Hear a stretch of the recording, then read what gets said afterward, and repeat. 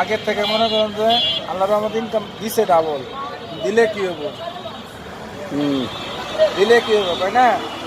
আপনার পকেটে 10 টাকা নাই, ঠিক আছে, খরচও নাই, আর যখন 20 টাকা আবো না, আল্লাহ কোনো না কোনো উসিলায় দেখা গেলো এই দিক দিয়ে নিবো, ওই দিক দিয়ে নিবো, তারপরে মনে করেন হইব না, কথা বুঝছেন? তারপরে মনে করেন হইব না। এই আলগা দিয়ে যাও গা। আরে বাংলা স্যার